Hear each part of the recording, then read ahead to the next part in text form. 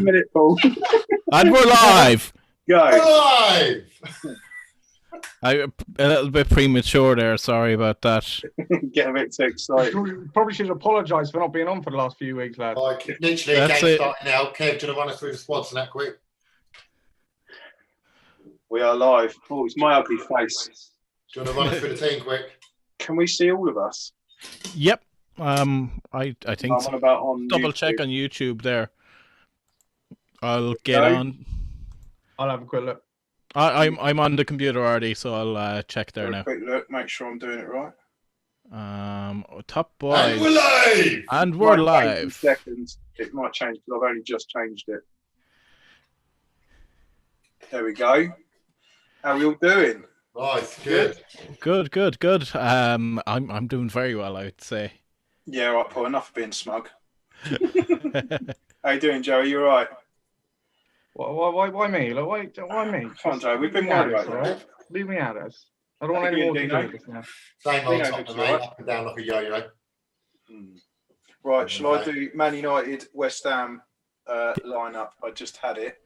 Bear with me. Right, so obviously Henderson in goal, which I like to see. Wan-Bissaka right back, then Lindelof and Maguire at the back. Alex Telles, Matic, Fred, Greenwood, Van der Beek. Yes! Rashford and Martial. Few changes there. Do we need to do the West Ham team? No, we don't care about the West Ham team, do we? No. We do. I want West Ham to win. No Lingard. No Lingard, the fuck. Actually, Souček's playing. Oh God. A quick prediction. I reckon it will be a close game. I reckon we'll win 2-1. A cheeky 1-0, I'd say. To United. Which Like, United? I honestly think West Ham are in good form, but they're not in that good form to beat United, even if they're rotating heavily. I think they're a good. I think West To be Ham. honest with you, I think West Ham win it. I think it's going to be one of them nights for West Ham going win this. You know, FA Cup as well. It's a strange season, and FA Cup Yeah. in general offers I think, like you say, Bruno's not playing for United, and United without Bruno, in my eyes, they're fucking shite. You say that though. Absolutely shite.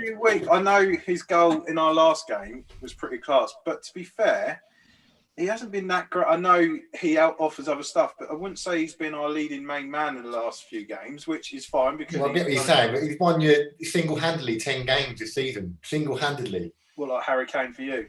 Yeah. Right. Who wants to go first? Do you want to go first, Paul? I think I might. You know, I'm just happy enough to go first anyway. We beat Liverpool for the first time in 18 years. And do you know what? Honestly, it was a good match to watch. I watched it again today just to cheer myself up.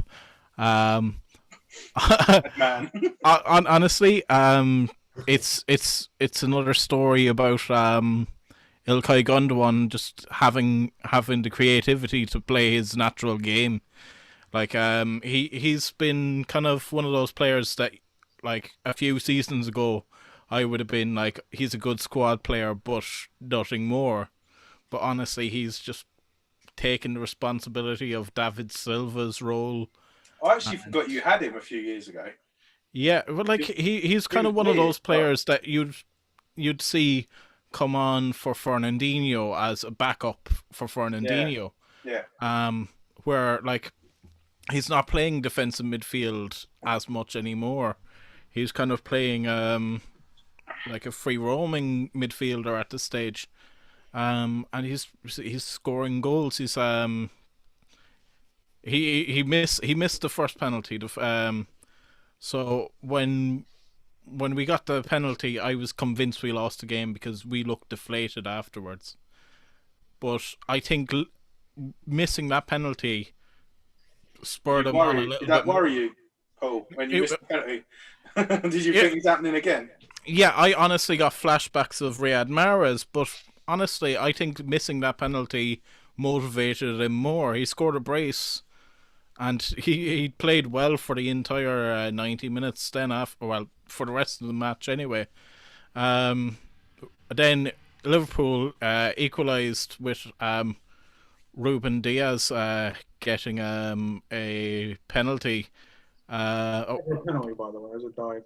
It was a dive, but like if that's the only mistake Diaz has made all season, I'm going to let it happen, regardless of a dive, because it was. Yeah, it was a dive. I mean, he initially makes a mistake by giving Salah the chance to get in behind, but other than that, he was solid all game, wasn't he? Yeah, well, like it's another thing about the defense that we have. Like I know you have like major trouble with your defense with the injuries, and you got 2 players in the January window. I know it might have been too soon to start them, but like I honestly would have started bringing them on as soon as like we got our second goal. Do you think Klopp would have risked? Do you think they would have risked that though? Putting in, I understand what you're saying, but do you think Klopp would have risked 2 new players, especially at centre back? That's a bloody. I'm not saying you get away with it anywhere, but centre backs, blood, especially Man City's attack coming at you. Do you know what I mean? That's a bloody big risk. And then you imagine, I know to be fair saying that I think was it Patrice Evra and Nemanja Vidic, their first game was against Man City, and they just got completely wiped on the floor. Like literally, I mean, what have we bought? But it worked out well in the end. But I don't think Klopp would have risked bringing them on in that game. Like, I would have just even brought them on just to kind of go like, look, we need damage control. Because Joey, do you want to talk about Alisson? Because it's grand for me to say like your goalkeeper fucked up, but what do you think you feel about after watching it? Well, I mean, obviously it does. He makes 2, maybe even 3 mistakes. So, it's obvious. But look, Klopp was right as well before. He said he saved us so many times. Look, it's just one of those games that you don't want him to make the mistake against the best club in the country right now. And that's Man City, because they will punish you. You know what I mean? So he's made the mistakes. The second one is just really, really bad, isn't it? I mean, he quite literally passes it straight to, was it Bernardo Silva? Yeah, Bernardo. Yeah. Just terrible, wasn't it? His head had gone after the first mistake. And that first mistake, by the way, wasn't the goal. It was actually that stupid little flick with his side that he was trying to give to Fabinho. And Fabinho has to get there quicker than a Man City player. But that, I think his head's gone then, and he's thinking, shit, that was bad, and I'm putting pressure on myself here. Then head's gone. He's made a stupid pass for the was it 2-1 then? For the 2-1 goal. But do you know what I think? I think a lot of that is confidence in the defenders ahead of you. I don't think he had any confidence in the 2 lads as centre backs, and that really did show. I think you're right, but I'm happy to admit that both Fabinho and Henderson are better in midfield, but they also are midfielders, so they can play the ball. So you can see what he's trying to do. He's trying to get the ball out to them to let them, play from the back, but it's just wrong time to be making mistakes against, like I said, the best team in the country. So it's forgivable. It is forgivable. Look,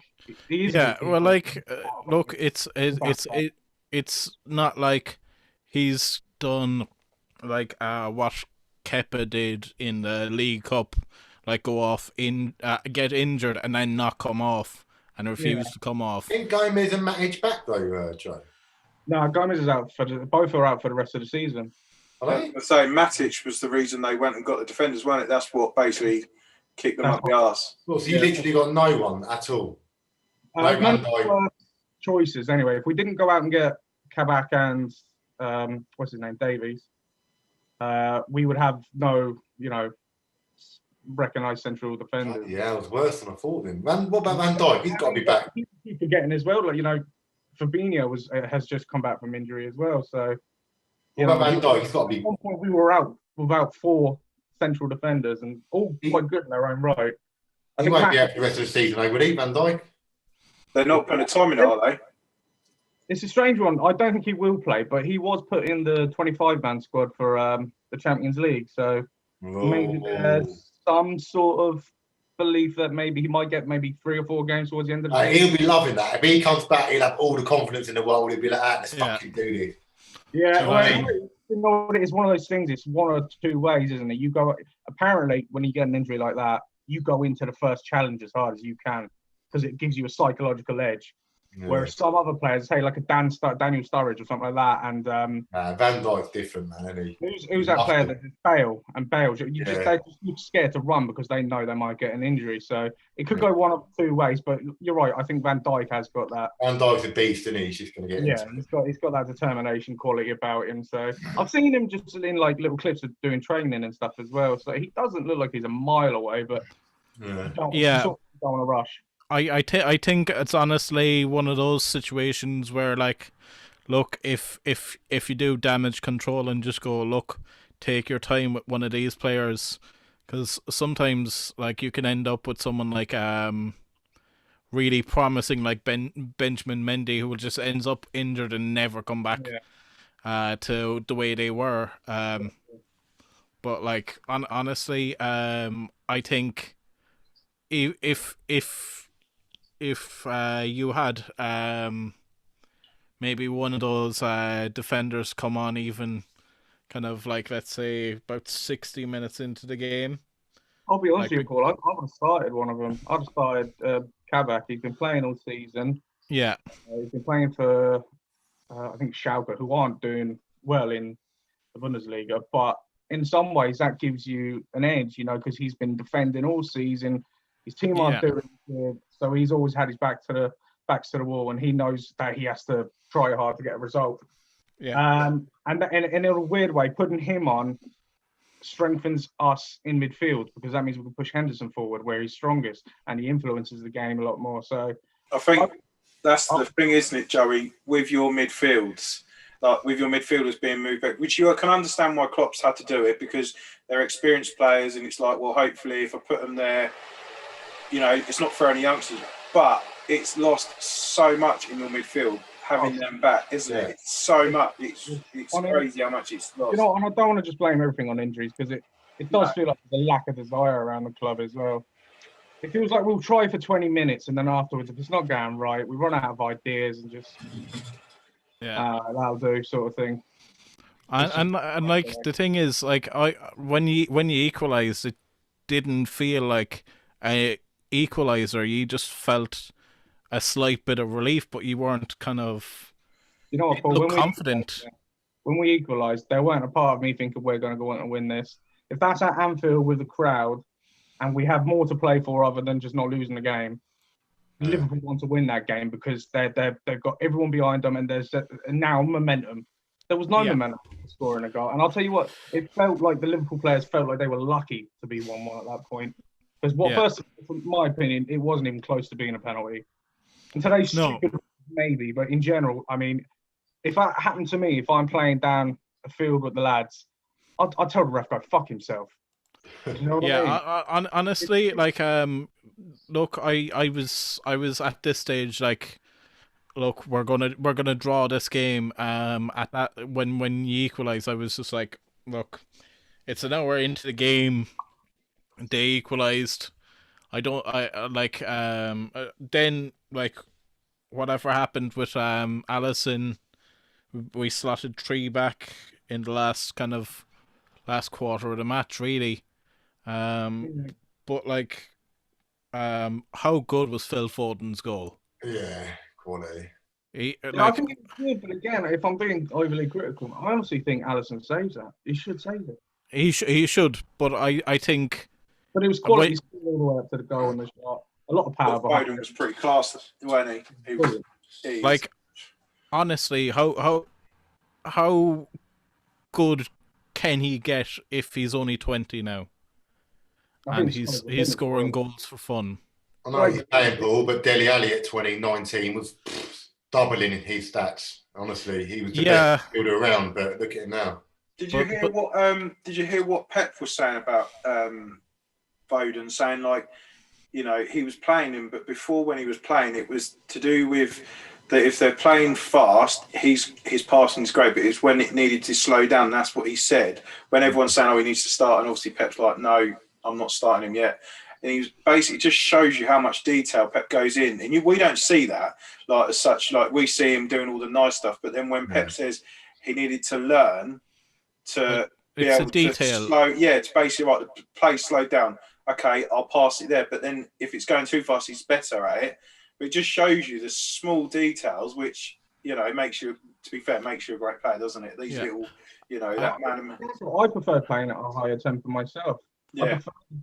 I prefer not being able to have to think about what to do. Yeah. Next thing, it just felt more natural to me. And he looks like that sort of player that he just, when he gets the ball, he works better when everything's 100 miles per hour. Yeah. But like you see that now with Raheem Sterling. But I think with Raheem Sterling, he's completely changed his game this season. He's getting a lot of criticism lately, and I'm just like, he's getting goals and assists. So like, honestly, the criticism can fucking shove the fuck off. Really, honestly, if Sterling's not scoring or he's missing chances, like, you're open to criticism. But if he's getting goals and he's winning games with assists and goals, like, where's the criticism? I'm just going to jump in there. Sorry, yeah. It's still 0-0. Man United they're in control. Greenwood just got through. It went against one of the West Ham defenders, but yeah, it's pretty. I think West Ham are doing a sub already. I'm not sure who. Yeah, they had the injury, didn't they? The back. Yeah, but yeah, United are sort of attacking. Greenwood, one of the defenders got in the way. But yeah, sorry, carry on, Paul.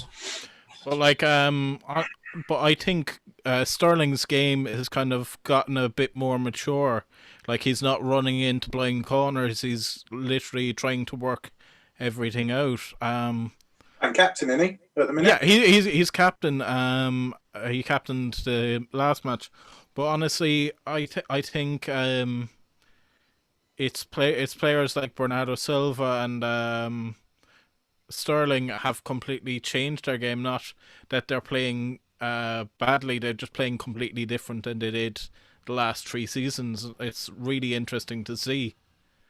Like, sometimes it mightn't work, but like at the moment it's working. And well, with the defense, it's players like Cancelo has completely changed their game.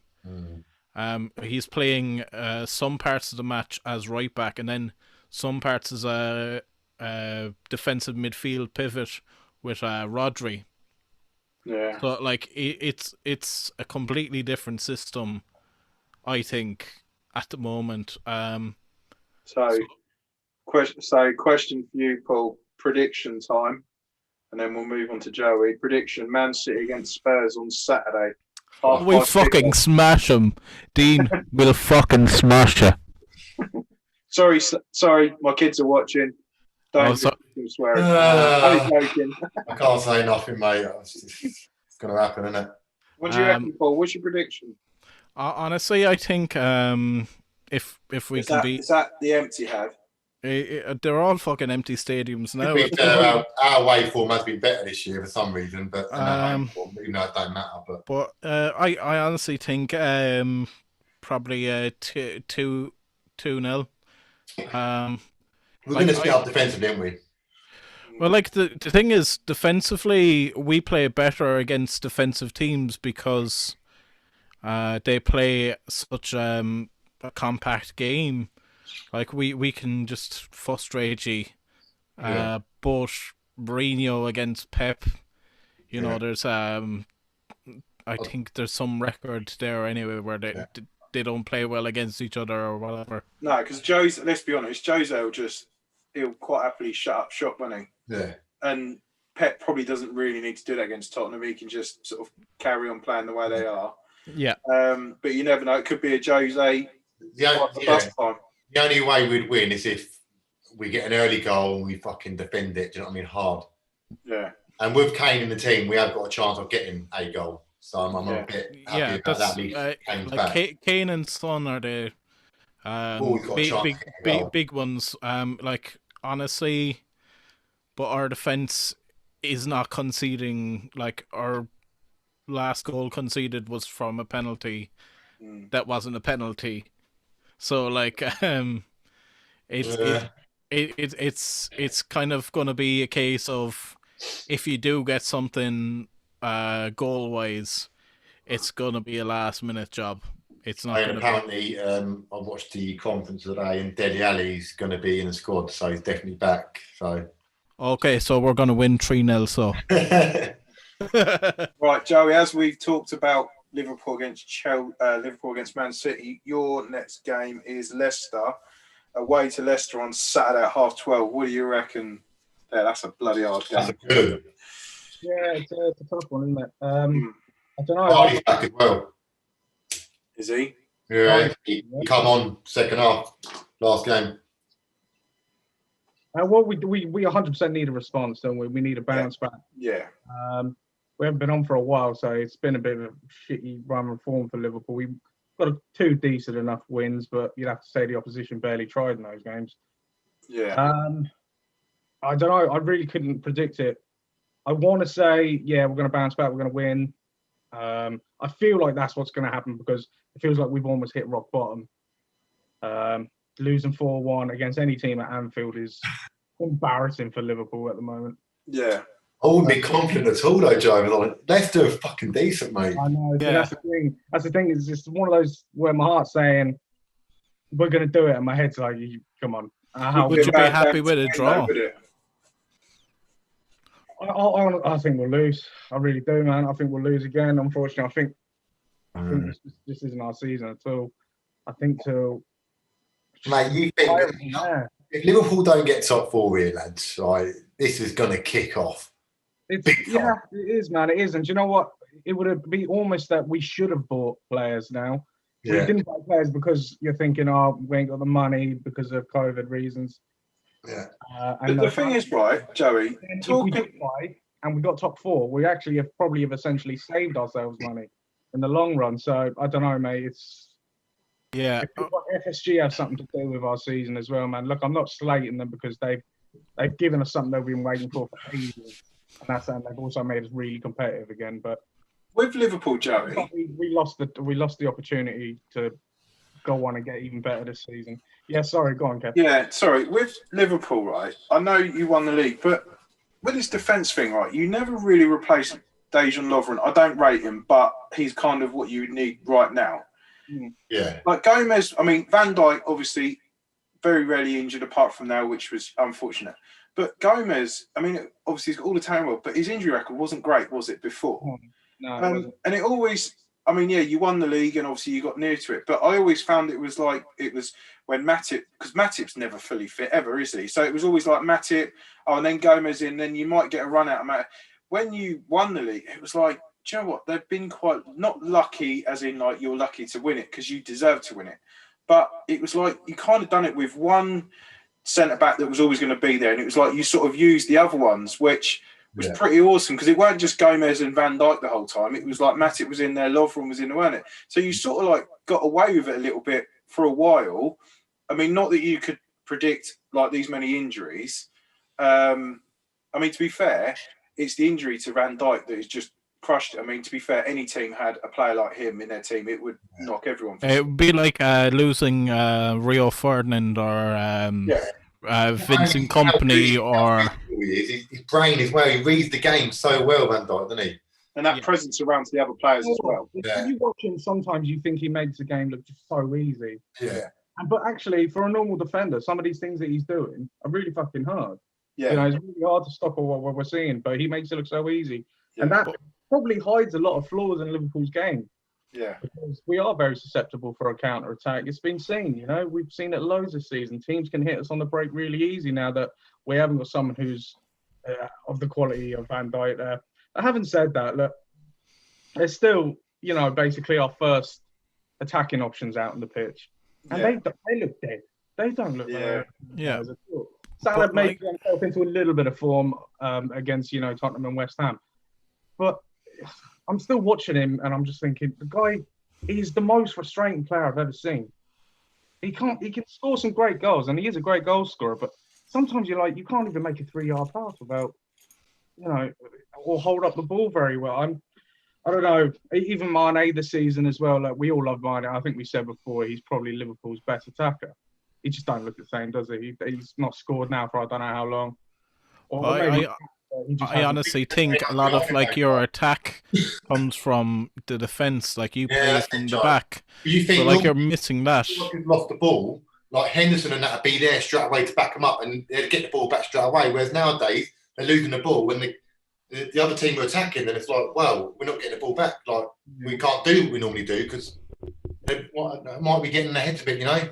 There is various reasons. We can all say that, but the more we keep making excuses, the more we're just going to keep playing shite. People have to step up to the mark. You're playing for Liverpool. You know, this isn't Tottenham. Yeah. No offense. You are playing for Liverpool. You've got to fucking show up every game. I don't care who you are or what your name is.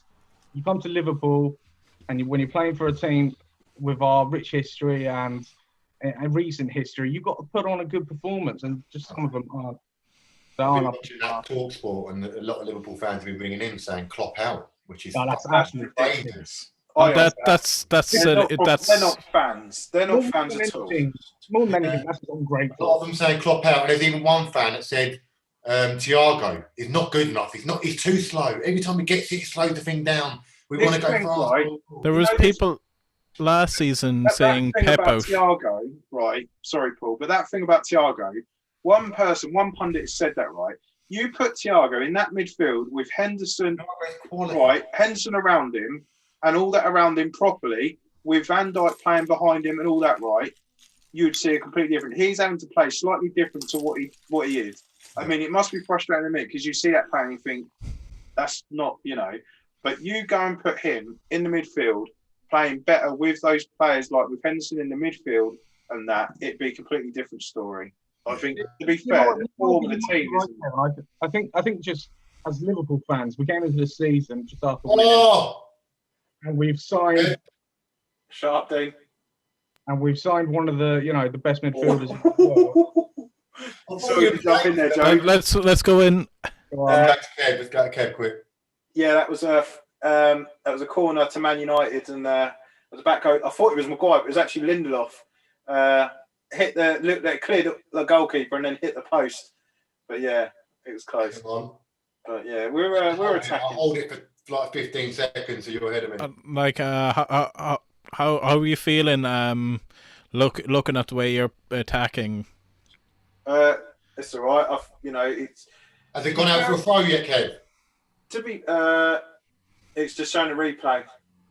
No, Matic is. I'm on 27 minutes and 5 seconds. Oh, perfect. Yeah, you're 10 seconds ahead of me. Perfect. So, to be fair, we always do seem to attack games. Apart from the Sheffield United game, we're always attacking. It's just the another go again. Donny van der Beek almost got tapped in there. We're always attacking wise. We're normally always pretty good. It's very rare we're not. It's just the defensive side seems to let us down. Attacking wise, I'm never a problem by it. No.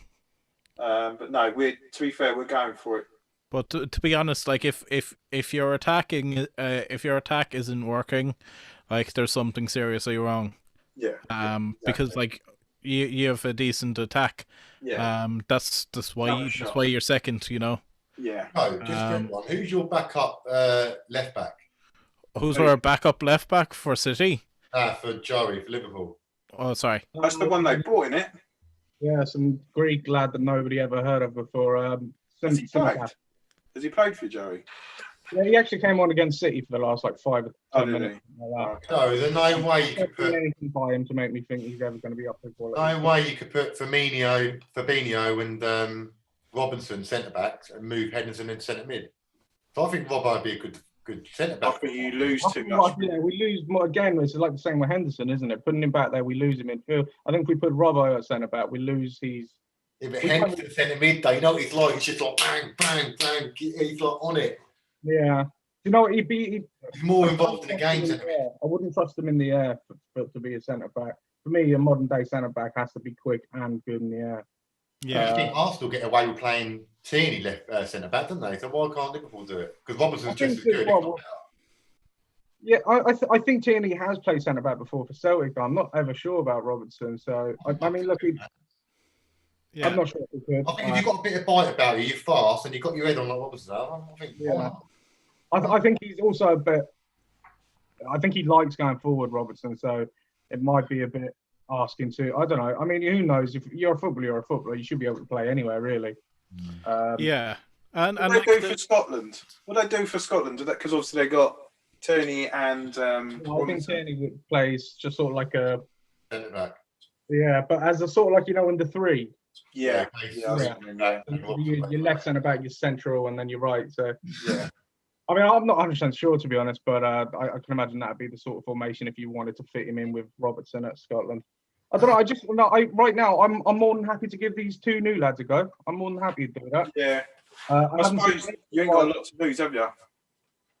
Well, we do. Yeah, we have Champions League spots to lose, but You've got to get him in there, though, ain't you? I mean, you've got to start sometime. right now you've got to try something, and if it's Yeah. not working with Henderson and Fabinho at the back, then you've got to try something else, and they're the two best we've got. So who do you have in the Champions League? we have Leipzig, I think. Oh, yeah. Leipzig, innit? Sorry, does anyone leave your team if you don't make top 4? If we don't get top 4, who will leave? Is what you're saying? Yeah. Champions League football, they want it, don't they? All the main players want it. Yeah, no, I don't think any of them, bar maybe Salah, is that sort of player really. Ronaldo's expected to leave. Maybe Thiago would want to, but he's only just joined, so I can't imagine he'd leave. Wijnaldum's off anyway, so I think Salah, since he moved to Liverpool, he became an icon, didn't he? He became, the King of Egypt is what we called him, and over in the African nations, he's like one of the biggest and best players. So I think he wants to believe in his own self, so that he'd have to be at the best, playing at the highest quality. So if we didn't miss out on Champions League, I wouldn't be surprised if he left. Real Madrid be a suitable. Real Madrid or one of those sort of Who can clubs. afford it in a minute, though, Paul? That's the thing, isn't it? Honestly, like if obviously Barcelona are very keen on just leaving Messi go, that will free up so much money. Yeah, but have you seen how much debt pool they're in? Yeah, well, like that's true. They're in so much. They've got to let him go because I don't know. I think I shared that. Why would you pay someone that much anyway, Paul? That's ridiculous. Their own fault. It's their own fault. Yeah. Well, the way it works in football, isn't it, is the more money around, the more you spend. So if there's less money around, players' prices will go down. If you're losing money year in, year out, Joe, then why the fuck are you doing it? Yeah, it's stupid, isn't it? Did you see that thing I put about Neymar getting he gets payment for clapping to the home fans? Oh yeah, mental. Oh, you kidding? Like the thing is, right? Like you see those clauses, they're probably just to keep financial fair play away. Like just be like, oh yeah, Do you think he has someone to remind him to clap? Someone at the end. That's it. Clap. Oh, she won't get your money. 5 mil. Yeah. So there's a rapturous applause there from Neymar's box. Yeah. Not Barcelona, Paris Saint-Germain lose 11-0. Hey, cheers! What did he do against Barcelona? Wasn't he paying for PSG? And he was a bit like, he was saying about how much he loved it. I think before PSG played Barcelona, he was saying he'd love to go back there and all that, sort of winding it up and everything, I think. Right, so Joey, you think Leicester, you're not too confident against that? I don't ever see us scoring, but just, we might nick a fluky goal. So 2-1, 3-1, something like that. Do you think, though, like saying about starting one of the youngsters, like one of the newbies, like starting one of them at the back and then you've got Henderson in front, it won't be, I'm not saying Henderson's going to stop everything, but it wouldn't be like they're exposed on their own. Do you know what I mean? So you can play him as a pivot. Yeah. And like, look, honestly, if you have him as a pivot, it means you can probably even play someone young from the under-21s or whatever to just come on and just be a body there that knows how to defend. Yeah. And people only know how to play one way, which is gung-ho attack. Maybe keep the ball for the last 20 minutes if we're winning. And that will always expose a defender. And that's why Van Dijk is so bloody good. Because when we are all-out attack, he's still such a good defender. Yeah. And then there's, when you put an average defender in there, they'll be exposed. They will be exposed because they're just not as good. And we only know how to play one way. So whoever we put in there, they're either going to have to play really, really well, or or we're going to get loose. So because we only know one way to play, and that's been the way since Klopp's come in, and that's go 90 mile per hour, go. Having said that, for the last few matches now, we've looked dead at times. Like I don't know if that, like you said, that's. I think he's overdone them, Joe. You don't think it's been a Yeah, I think there's somewhat of a burnout and a Yeah. mental burnout more than physical, because if you're like a boxer and you want to be the best boxer in the world, once you've got there, I think it's only natural you to ease off a bit. And I felt like Liverpool wanted to do that after losing to the Champions League final to Real Madrid. Sorry, in the Champions League final, we went the next year and went boom. We got the Champions League final, and then after losing out to Man City by 1 point. It kicked him on, didn't it? It kicked him up the arse. There was that motivation to go and do it, but once we did it, it's now maybe. And again, look, there's a lot of other issues with injuries and no fans, and the whole COVID situation in the world. There's other factors, but still. But I honestly think that having no fans was a big factor in us winning. Because I mean, look, Paul. Look, when you were 1-0 up or 2-1 up, I was thinking, well, fair play to them. They're doing well, but they're not doing anything better than Burnley or Brighton did. The only difference that what you did, or Burnley and Brighton, well, maybe more what Brighton was, you actually took the chances. You got your chances and you took them. Other than the penalty, you took your chances. So yeah, I think honestly, I think it's the intimidating atmosphere of Anfield that was missing for ye. Like when we played ye in the Champions League, like fucking it was mental. I honestly, they had the entire area around the stadium covered in red. I mean, there was flares. It was intimidating. It's terrifying to go there. Throwing stuff at the players on the bus, wasn't there? Yeah, but like whatever about that. Even without that happening, it was the atmosphere. It was the like. Without that, like it's just another fucking training match. And as well, in the players' mind. There's also the fact that, sorry to cut in. Players just gone down. West Ham are on the attack, and it's a header. 2 players have just collided. I think it's Martial, and I'm not sure who the West Ham player is. Yeah, so it's Martial, and then I think that's Diop coming in at the back. Ouch, that's gotta hurt. Yeah, they're both players are down. Nothing worse than a head injury like that, and the Diop, game will be stopped for a while. Martial was there, obviously going to header it out, and then Diop's come in, obviously eyes on the ball, come running in, players are down. It's still 0-0, 37 minutes gone. But yeah, sorry, carry on, Joe. Yeah, sorry, yeah. As well, I also think Klopp is good at getting the best out of players. If he sees they've got something more than what they've shown, he usually gets that out of them. When you think of Salah, when he was at Chelsea, I mean, he was quick, but was he great? No, he wasn't. No, he was just an average. He just an average midfield player, didn't he? He didn't look. Yeah, but then from Chelsea, he went to Roma, didn't he? Yeah.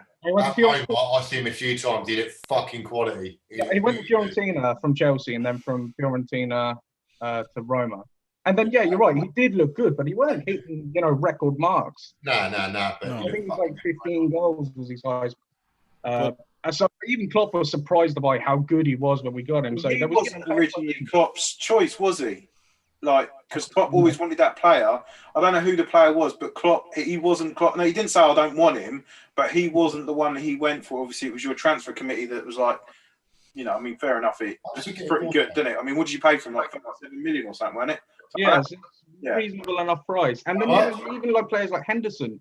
Yeah. Did anybody really give a shit about Henderson 2015? No. Like a Sunderland player, like 37 million. I think. 37 million. Yeah. Good deal. Which was a lot of money at the time, to be fair. It was a lot of money. I mean, obviously 37 million is a lot of money, but at the time, that was a lot. And to be fair, at least 100 now, isn't he? Yeah. Yeah. But like it's the Chelsea reject curse, like they'll lose patience with a player like that, and then. Sorry, Paul's butting. He didn't really fail at Chelsea. He was brought in January, and it weren't like they desperately needed this midfield. And it was like really needed. It was like the Chelsea sort of got him because it was if like he was about, and it was like I mean to be fair, I never really heard of him before Chelsea bought him, and I remember him coming on a couple of times, but it weren't like. I think to be fair, going from Chelsea to Italy, it clearly helped his game. massively, you know. But I think with Liverpool, I always said to my mate who supports Liverpool before they won the league, I said, look, you won't be able to do this for like many seasons. You will not be able to play them that way for you just unless you have the good squad rotation. And obviously Jota coming in, obviously it's a blow that he got injured, but I think Jota coming in would have really helped because he obviously hit the ground running. But you could have not dropped, but you could have rotated any of them three and put Jota in, and it would have made a difference. But I think obviously Origi is a bit. I mean, I'm not a big fan of. Yeah, I know he scored some important goals, but he's not good enough. He's not good enough. He's another one. Everton saying that he'd be good enough for. But do you think the... Sorry, Joe, I can't hear you. Sorry, Paul. Joe. Yeah, Rigi's rubbish. I hope he leaves this summer. Yeah. Quicker the better, because he doesn't want to be there either. So, you know, cheers for the good memories. You know, the goal in the final and the goal in the Champions League semi-final against Barcelona. Fantastic, cheers. And obviously that beautiful fucking header against Everton. We all remember that. What a goal. But yeah, his time's done. And this is another one I'm thinking about, you know. These are players, I don't think they want to play for Liverpool anymore, or just the desire to win isn't there anymore. You find some of them are not, like a bit like Shaqiri, because Shaqiri's like a frustrated player. Like it's like, you know, he's got the talent, but he's never consistent. Yeah. When you got him for 12 million a couple of seasons, I thought, do you know what, 12 million. Yeah. I know it's his fee. It was his relegation fee, wasn't it? I think because they got ready. And I thought, you know what, not a bad squad player. I never thought he was going to be like in the starting 11 or something. But I thought, you know, a bad player. But it's as if like now he's got this point. I mean, he always scores against us most of the time, but it's like I don't know. It's like he doesn't seem to try. I mean, Wijnaldum, obviously. He's going, isn't he? I mean, he would have signed by now. But yeah, I don't know. I think, to be fair, some of your squad players, like you say, are either just not like, nah, I'm not bothered, you know. And I think that's half the thing. If you had a couple more players in there that were a little bit more, you know, wanted to be at Liverpool, like, yeah, you know what I mean, it would have been all right. But I think that's the problem. Obviously, you had some major injuries, and I think it would have been like transitional sort of time where, you know, you get, what's his name? I just said he's playing the striker. You got from Wolves, Jota, sorry. Jota, yeah. Yeah, do you know what I mean? It would have been like this season, Jota would have been playing more. Mane could have been, you know, let out a little bit. Firmino, I mean, to be fair, Firmino was getting pulled out of the team a little bit, weren't he? So, you know what I mean? I think, you know, obviously the injuries hasn't helped. But Joey, do you think you played your cards too late in the January window? I'm not even sure what's available, to be honest, Paul. Or are you thinking we should have got the two in that we... You should have got them a bit earlier on in the window. Well, what I think was Klopp was thinking maybe this is Matip's last chance, and then he gets an injury that lets him out for the rest of the season. So I don't know, to be honest with you, mate. It could have also been something to do with the Kabak deal, because didn't they get someone off Arsenal? What was his name? Mustafi. Yeah, that's what counted, didn't it? They got Mustafi on the free, didn't they? So the knock-on effect is Mustafi comes in, we can loan you Kabak. So yeah, I don't know, mate. To be honest with you.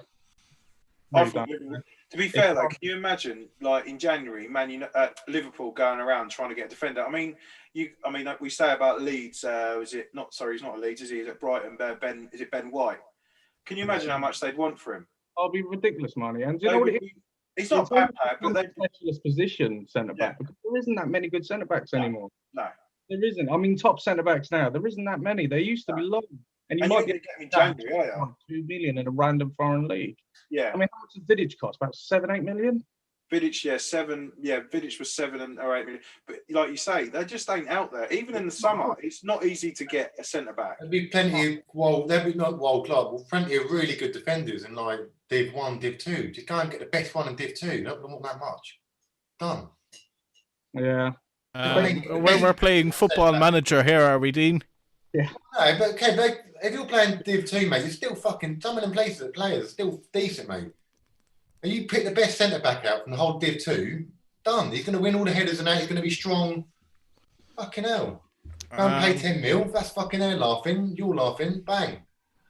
Yeah. But I personally don't think there's that many good defenders in the world. To me, it's almost become a specialist position now, and that means you're going to pay a lot if you do get a good one. So, yeah, we asked for Harry Maguire.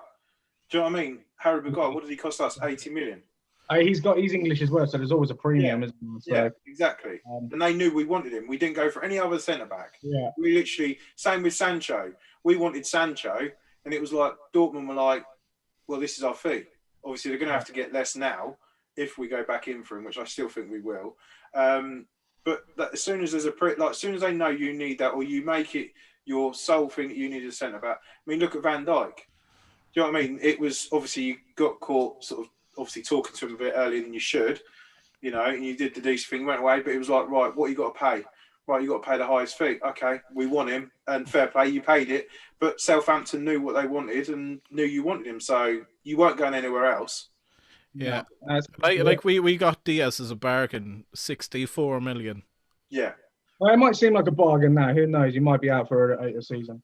Yeah. Well, look, honestly, it could happen any centre back because it's such a rootless position, and you just got the unfortunate side of it. I think you're getting Upamecano though, Joey. I think the summer. See, the thing is, you know, if this Kabak signing. Yeah, but I still think Liverpool need just because Van Dijk's injured. I still think Gomez is good, but there's nothing wrong with having 3 decent centre backs because in today's teams, you need 4 back, and then 2 slightly just less, or 2 younger players that could end up being good. Yeah, if you look at it on our side, we have a world class centre back who can't get in the team. Yeah.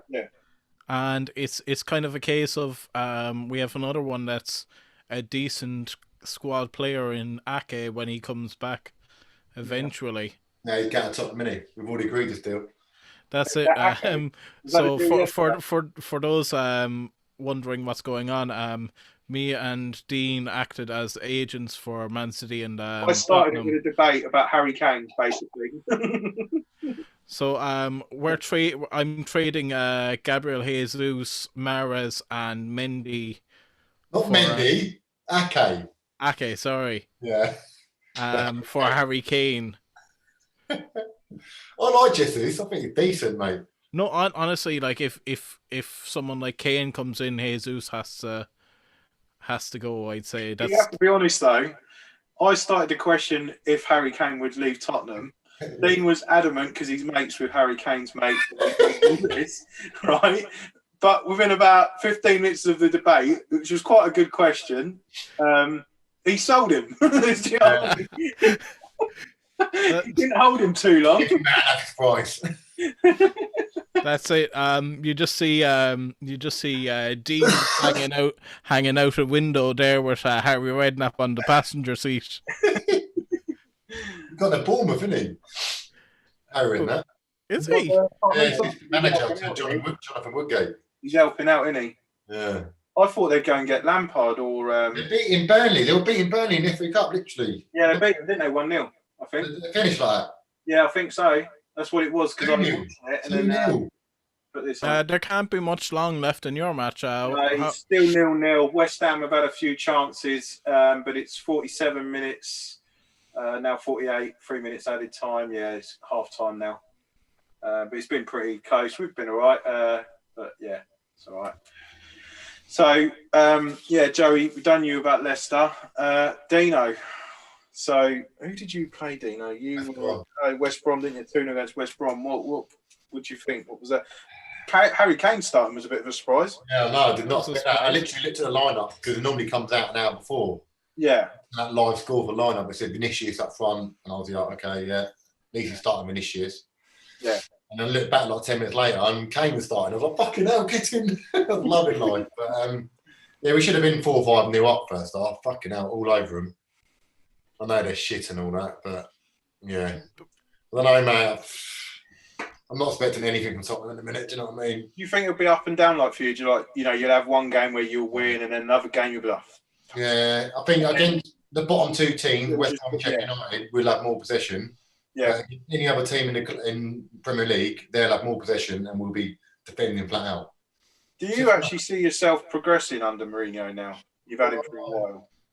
I mean, at the minute, I'm like Mourinho well. Some of the things he's doing, I'm thinking, what are you doing? Like, you're clueless. And he's taking ages to do subs and he's starting people out of position and all that. Yeah. But then I'm thinking the players that he has got in have been decent. Højbjerg, decent. That Sergio Reguilón, decent. Doherty was shit. Someone else as well that he brought was half decent. And I'm thinking maybe give him, I don't know, one more season like to get his own little players. And if you don't make top four, do you think he'll be sacked? He's got to, isn't he? I personally number one thing he had to get, unless he wins the Europa Cup. If we don't get Champions League next season, that is his number one aim. He had to get that. You have to. I don't know. I think Mourinho's banking that we're going to win the Europa Cup, which I don't know how he's banking it because there's loads of fucking good teams in there. E.g. like yourselves, Arsenal, fucking. Yeah. There's loads of decent teams in there.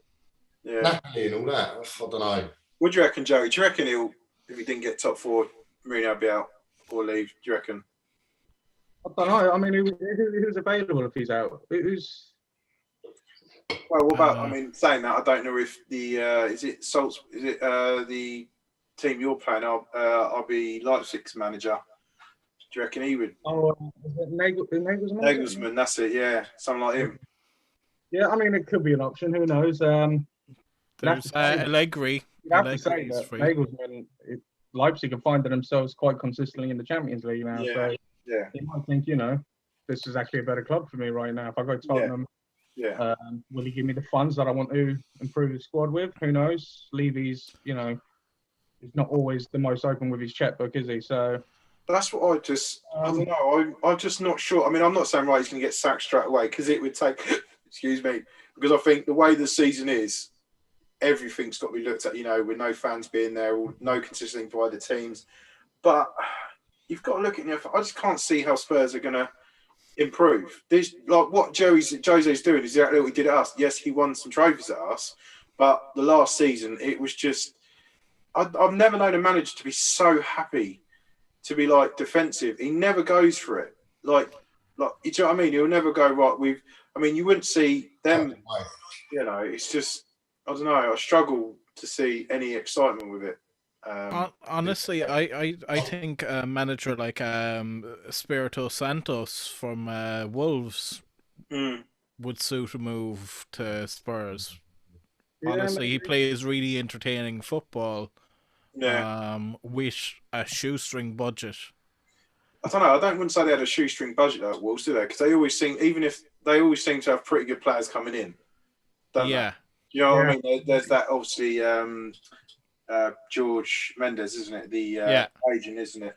But yeah, I don't know. Would you? It's that creativity and like the midfield to look after the ball. You look at Man City; they've got Bernardo Silva. He can always look after the ball, never loses it. Gundogan, exactly the same. That De Bruyne, we've got no one like that who's confident in the ball. Who's just Bruno. Do you know what I mean? Something like that. We've got nothing. So that's why the ball just keeps coming back.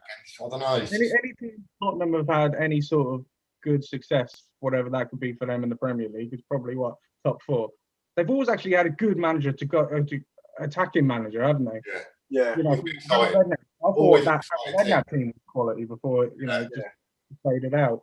Yeah. And obviously Pochettino was one of the best in the league for his time of play and stuff. So I don't know, maybe it just suits Tottenham to be a more aggressive attacking side.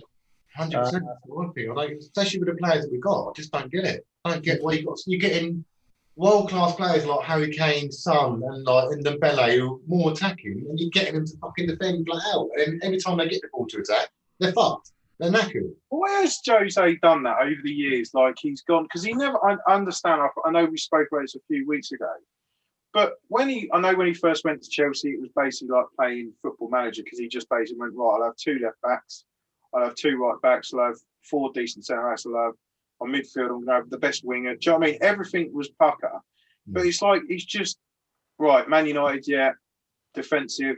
I don't care. I'll play defensive.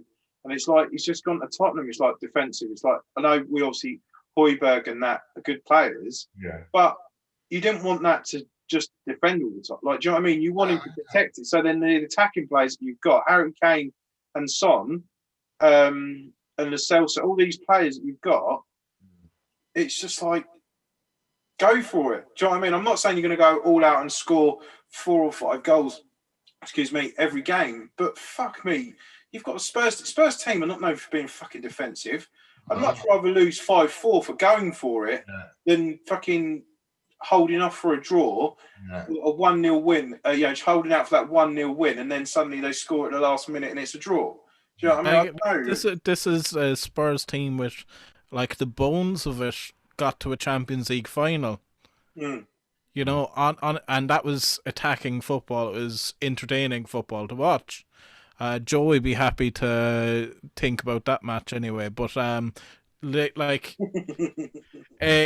honestly, like with Mourinho, like a cheeky 1-0 is grand, but he's not getting those kind of 1-0 wins. He's getting. He's drawing to teams where it's easily won, you know. Yeah. Who did you beat in your last game? West Ham. I don't know if any of you watched it. Did you watch it, Kev? No, I see. I'm trying to think what I was doing something, but I see that you'd won. I'm going to say the Melua game. Chances though, didn't you? The Melua game was 10 out of 10. I give praise to as well. Lucas Moura started and he was fantastic. He really was. Every time he had this ball to feet, like back to goal, he was turning the player every time, going past him every single time, opening the game up. He was really, really good. Lucas Moura. So hopefully he might get to keep his space now instead of Bergwijn, because Bergwijn's decent, but he don't seem to be doing much. Yeah, but I think, to be fair, you had to play. I mean, Moura obviously is Lucas Moura used to play quite a lot for under Pochettino, didn't he? Yeah. And it's one of those players there to swap it a little bit. I mean, Bale. We can talk about the Gareth Bale thing. It's just that guy's clearly lost. Gary said it earlier. He doesn't play the same now because he just worried about getting injured. He won't do what he used to do, what he was known for. He will run, but nowhere near go for the ball like he used to. And I'm not being funny. The risk is gone. Yeah, and that's the problem. You lose Gareth Bale then. That's not what you buy. You buy him for doing. Well, you don't buy him. You're paying his wages, but. I mean, I personally can't see it being extended because I think is there an option for like another year? I can't see it being extended. I think they're thinking at the minute we'll give it to the end of the season, see how it goes. Yeah. And if it's still the same, gone. I mean, I don't think it was a stupid idea. At the end of the day, it could have worked out. But I just think Jose. I think he's had enough chances. It's not like Jose's not given any chances. Jose's played him enough times to make his mark. I know he scored a couple of goals, but he's never really grabbed it by the, he's never really gone, right, I'm playing, fuck me, Gareth Bale, come on, did you see it? Like, no one's done that, do you know what I mean? He's way below par. He's way below par. Yeah, but did Lamella get the approval of Kenny? I mean, that's the important thing, to be fair. Honestly, if any other player gets the ball thinking he's going to lose it, Lamella gets it, I know he's not going to lose it. Because he's so strong and so, I don't know, it's like we haven't got players like that. He's so aggressive. It's just it gets us going on the front foot. Do you know what I mean? He does slide in flat out. He wins tackles flat out. And I don't know. I really do rate him, but he is like a living king. He's got massive hip injuries. He's had it for years and years. Oh, he's been injured so many times. He's played 1 or 2 games, but every time he plays, Kev, he doesn't play good, man. Yeah, he's a good player. Every day, he's fit. All day, every day. Yeah. And I'm thinking Lo Celso. Is he the same now? Lo Celso's out for another month now. He's been out for. Did you buy Lo Celso, or was he on loan? Yeah, we bought him. Yeah, he was on loan, and then we brought him straight away because we knew how good he was. Oh, is that the one that? Oh, yeah, because that's the one that Pochettino wanted for ages, didn't he? He wanted Lo Celso. Yeah. And then, so you had him on loan, and then you signed him. Oh, yeah, because you signed him before the pandemic, didn't you? Yeah, because I see that winger. Is it the Portuguese one? Fernandes. Has he gone back to his parent club? I'll give it a horse. Sonny. So,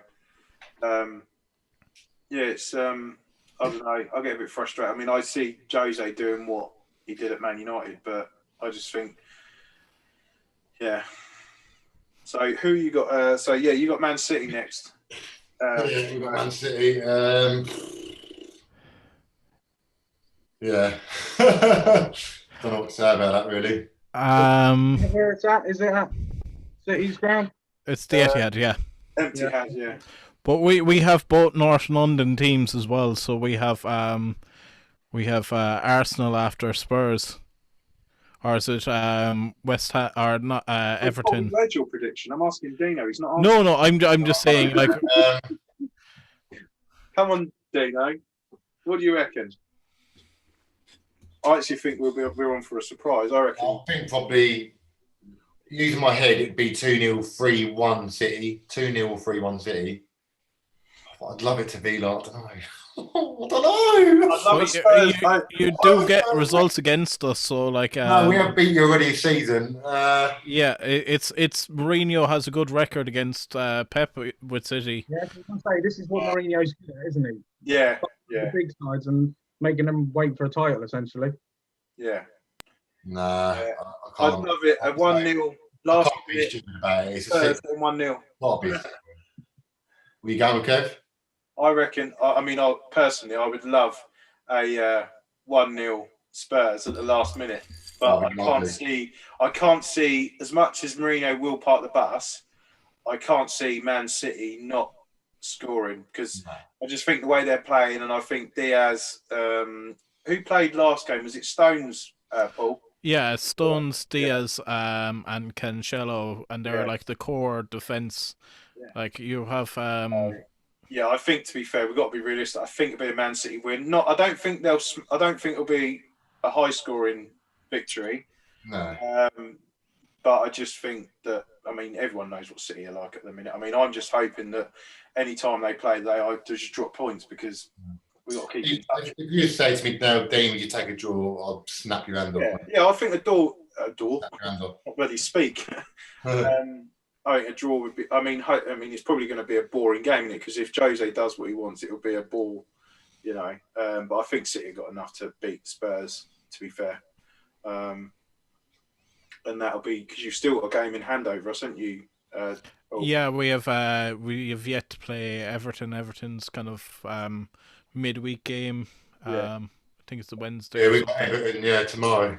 At Everton, FA Cup. You'll make top four, Dean? No, we won't make top four. No chance. No chance. United and City are probably going to get top two, aren't they? To be honest, Liverpool got to be there for me. I think Leicester are going to be there. Yeah, Leicester quality because they've done it before. Chelsea's starting to come up now as well. Everton are still there. They've got a game in hand. Mate, no chance. The only way we'll make it is if we win the Europa Cup, I think. Yeah. Anyone see the Souček incident where he got sent off? Yeah. It was ridiculous, wasn't it? Yeah. Absolutely. This is what I'm talking about as well. You see penalties given for like what Salah does and red cards for that. I mean, Jesus, football's gone to shit this season, man. It really has. But do we think though that these referees? I'm not making excuses for the referees, but do you not think because apparently the VAR said to him, you need to look at it, but they were saying, look at his clenched fist. Yeah. And it was like, but the problem is, when you see a tackle or you see something, slowing it down, 10 times worse. Yeah. It's like when it gets slowed down and you see a player getting hacked, right? Because if you've got someone who's really fast and they get caught and they spin around, you think, fucking hell, right, calm down. But you can understand momentum. But then when you you see it, right? He is literally moving his arm. I mean, Mitrovic just looks like a twat because it's like, mate, seriously. Yeah, I know. Yeah. He's saying it wasn't that bad, but around and didn't he scream or something? You could hear him scream when it happened or something. I think, but I just, honestly, do you know what I think with VAR is? It's like you have the referees who are nowhere near the match, watching on a TV screen. They can watch from any angle, and any angle can make you look either like a villain or a hero. Like, it's just like, honestly, I think what they should do is just go, if you need to do a VAR check, it's the referee checks the monitor. That's it. Yeah, I don't think they do, though, do they? It wasn't even just VAR. I mean, he had a chance to look at that himself. Yeah. Every other human in the world knew that was an accident, a complete accident. And not even one of those accidents that are cynical in any way. He just accidentally hit him in the face. Sorry. Yeah. You can tell by the reaction as well. It's like, sorry, like that. Like, yeah. So, I mean, what on earth was he thinking? It's just stupid refereeing. And I heard that he's not going to be refereeing this weekend. Live death threats and stuff, didn't he? Yeah. Yeah. I like my Dean though. Fucking stupid. I love my Dean. I think he's a man. But, like, honestly, I Lots think of the power. standard of refereeing in general, like if you looked at the amount of red cards last week, and two of which have just been fucking silly red cards, you know, and it's just kind of a case of the standard of refereeing is absolute dog shit in England. I just need to pop to the little ladies' room and carry No on. worries. But like, we've all had decisions where like VAR has gone against us, and it's kind of a case of like any referee on the field, if they could see it, they'd be like, no, that's not a fucking pen, that's not a fucking offside. Like the amount of offsides that like you have to add 3 different lines to prove that it's offside. Yeah, I know. You know, it's stupid. Listen, who finishes in the top 4 right now? Joey, I'll start with you. Right now? No, not right now, but who's going to finish top 40 in the season, in your opinion? In order or just in general? Yeah, go in order. All right, so it'll be City winning it, easy for me. Yeah, that's an obvious one. I do actually think United will get second this year. I do think they will. They're a good enough side. So it'll be City, United. These are the 2 hard ones now for me because on form, Liverpool just aren't even at it. So, It's tricky, isn't it? see, I want to say Liverpool. Go on, I'll say Liverpool because I did predict that. Go on, Joey. I will. All right, I'll go. Yeah, so City, Man U, Liverpool. This is the hardest one. I think Leicester. I think Leicester be a cheeky one for 4th. Leicester, that's Chelsea missing out, Tottenham, Arsenal. But look, anything can happen this season. It really can. We've seen, Villa beat Liverpool. 7-2. Like I'm going City. I'm feeling confident at the moment, but that could change. Like with a run of form, might change that. But City, United. Yeah. I think Chelsea might sneak back up, but I'd say it's going to be a fight for 3rd and 4th between Leicester and Chelsea. Fucking hell. Leicester aren't dropping points. No Liverpool there. Like Liverpool get Europa League. Fucking hell. Look, Walked into. Wow. You're brutal. I wouldn't put Liverpool in the top 4. I don't know. Look, I'm not even shocked he said it. That's the thing. I'm not even shocked. I'm just going. I love my shirt. But if I was to go off my head, you have to say right now, Liverpool are going to miss that. Like, I honestly, I think. Imagine Liverpool playing in UEFA Cup. You know what happens? You know what happens now, you fucker. We're gonna not make it, but we'll win the Champions League, and then we'll be back. Oh, don't. Can we just give a shout out to my boys that are watching, Riley and Jake? Riley and Jake. How are we? Hi, you boys. Hope you're enjoying this. You're right. Can you do that, boys? Yeah. Bet you can't. They probably are knowing them too. But like my prediction is just based on form now. Yeah. That could change. Sorry. What was your prediction for top 4? So City, United, and a fight between 3rd and 4th with Leicester and Chelsea. Okay. What's yours, Dean? At the minute. Oh, yeah, City, United. You love that. Now, it's these 2 next ones that are the hardest ones, if you ask me. Liverpool for me. Gotta be. That's just ridiculous if they don't. So the thing is, really, the Leicester and Liverpool game is a kind of a bit of a 6-pointer, really, isn't it? It really is. I had to try and sound cheekier, but I don't know. He wants to pick Tottenham. Look at him. Yeah, I do. I want to put Say it. I want to put Leicester up. I want to put like Tottenham or Chelsea. I don't know. It's so Dean, tough. So tough. Dean, do you remember our bet we had Hey. 2 weeks ago? Do you remember that? Like Man United or Tottenham, who's going to be higher? I weren't even bothered when we took it, and you were doing better than us at the time. Last one, Dane. Who is it? Who's it going to Chelsea. be? Oof. Ooh. He's back down. Yeah, 'cause I think once Werner starts kicking in and out, I don't know. They'll probably just nab it. What do you reckon, so Kev? Who's yours? So I think obviously City to win it. I think we've got enough to be second. To be fair, I still think there'll be a few blips, but I think to be fair, we're getting our way, the way of playing. It seems to be the similar. Now and again, obviously there's drop-offs, but I think we'll be all right second.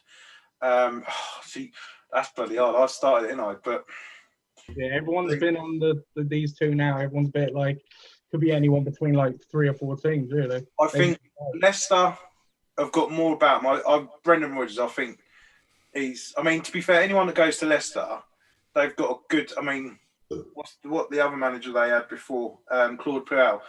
I mean, to be fair, I don't rate him as a manager anyway, but I think they've got a good setup there, and I just like Brendan Rodgers. I think he's a good manager. I don't think they'll mess up. I know they had it before where. Was it last season where we managed to get third? But no, I think they've got enough about them now to. I'm not sure if they'll be third or fourth though. That's why I was saying it's gonna be a battle. Oh, it's hard. I think, to be fair, right? I think okay. So I reckon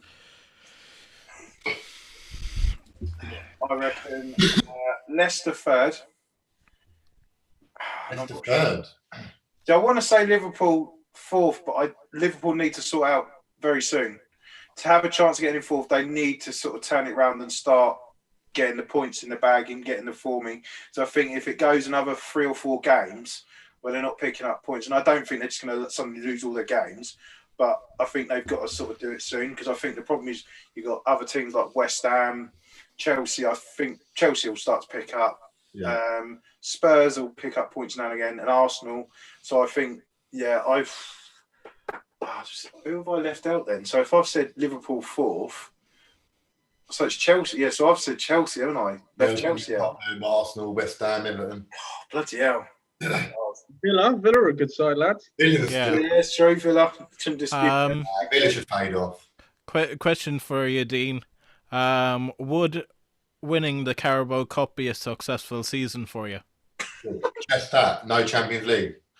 Like if you got Europe, like let's say if you got 4th place or like 5th place in the Europa League,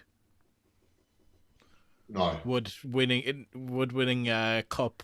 Carling Cup means nothing because Poch could have won them any other time when he was playing, but he just put the shit team out like everyone else does. Where Mourinho actually puts the main team out. We could have won that so many times with Poch, but we just put the shit team out and cared about the Champions League and the league. How many places Europa League? Is it what is it? 5th? So let's say there's 5th and 6th, but 7th place gets a place if the team who won the cup is already qualified for Europe. So like for the last few seasons, we've gifted it to Spurs. Just to say, Man United kicked off about 5 minutes ago, by the way. Harry Kane's just had a nice little nib at, I think that's Yarmolenko, isn't it? Harry Kane? Harry Kane's playing for Man United. You wish. have you been doing deals behind my back there now, and he's just moved to United? Yeah, so Harry Maguire. You're off to the toilet to smoke something, weren't you? Harry Kane, he wishes. He dreams about him. Yeah, so kick back off. Nothing exciting happened apart from Harry Kane is now playing for Man United. Nothing big. That was a quick deal, lads. Look at that. Under the radar. You're on the match. Yeah, so do you reckon, I mean, to be fair, if Tottenham got Europa League, I mean, surely that would be the right season for them. Of course it wouldn't. With the stadium we just brought on that, we have to be top 4 year in, year out for the next 10 years. Simple. You see where on that list of clubs that own money and stuff like that, did you see that Tottenham were on there? Nah, they're probably in debt a lot though. Yeah, but the thing is, the difference is because it basically explains that the differences with the British clubs, they are quite clever with their loans where they're over long term, where Barcelona and Real Madrid, they do them short term and obviously short-term loans, if you can't pay it, like I mean, Barcelona, I mean, I don't even know. I think they're like £1.2 billion in debt or something stupid. But Tottenham is, I think they're £1 billion debt or whatever it is, but you've got like £300 million that's got to be paid within the next few years. So it's not as bad as it can be. It cost $1 billion, didn't it? Yeah. And some of your fans still think that it's all paid for. It's like, it's not. Is it fuck? It's not. But another thing is like a huge chunk of your revenue for the stadium comes from the NFL, which is really scuppered because of the coronavirus. You know, that's it. Like Stadium, fucking COVID, pretty much. Yeah. Fucking joke.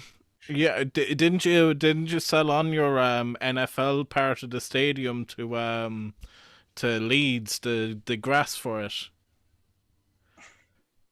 A joke, though, is it? No. Honestly, Spurs sold the retractable pitch that you have. No, I don't know about that. United just had a shot. Rashford from outside the area, but goalkeeper did well. Substitution for West Ham. Yamalenko's going off for Odu Beku. Anyone know him? No. Snowing up there as well in Manchester. Yeah, it's boring. This goes to show, though, if you think the teams are still playing like, or you think how much wages are United paying for their wages each week, Kev? I'm trying to think what our wage bill's got. Yeah, but saying that our wage bill's gone down the last season and a half. I mean, obviously they're still playing. It shows you how rich the clubs are, though. They're still paying like £5-10 million a week to these players, and they're not getting nothing in return. I think Barcelona's wages was like, the difference is with them. Their wages was like 75% of their earnings a year. It's incredible. Where Man United pay high wages, but it's a bit different to what comes in. Do you know what I mean? There's a difference there. But I don't think, Liverpool don't pay high wages, do they? Because I think they're pretty good with their wage structure, I think, isn't they? I think, isn't Alisson only on like 100 grand or 120 grand a week or something like that? It was, I think, Man City don't pay high wages, do they? We pay high wages for like the players that we know, like Kevin De Bruyne is an obvious one. Yeah, but let's be honest, you're not paying like ridiculous, like, it's not like all the players of like all the 400 grand and all this sort of thing. Our kind of signings really come out under the radar compared to like, we were linked with Koulibaly, but we got Ruben Diaz from Benfica for like 60 odd million. They want too much money for him. That's it. Like we got John Stones in when we got Laporte and we got him from Atletico Bilbao. Let's say you look at Kevin De Bruyne, you get him in from Wolfsburg. You're literally kind of getting these players not from these big teams like Real Madrid or Barcelona, who need to make something back as well. We're kind of. But another thing is like the agents' fees and stuff like that we pay is like really, really high compared to everyone else. But there is a premium because we're Man City, we can afford it. You're going to get that. You're not going to be able to get a player cheap, get his wages low, and get a signing on low. It's not going to happen, is it? But like on average, like we're pretty decent when it comes to the wages. But also, since financial fair play, we have to be on it with our finances, because we're the most scrutinized team in the entire European football setup, because we've been investigated. So like we have to be completely on it. It's teams like that are in massive debt now because of their players and all that. They're not getting looked at. It's kind of a double standard too. It's like the Burnley thing, isn't it? It's the Burnley, like the Burnley people trying to buy it are trying to do exactly what they did with Man United. But the difference is Man United has a worldwide brand where Burnley unfortunately isn't No. like that. You But can't leverage against the club.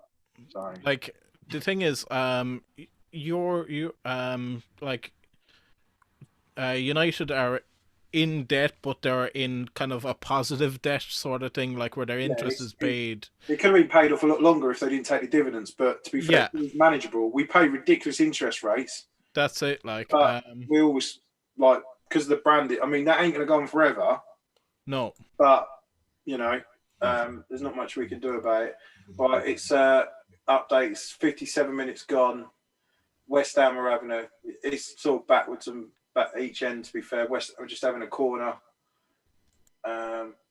Who's taking it? But to be fair, Cavani was warming up, so hopefully.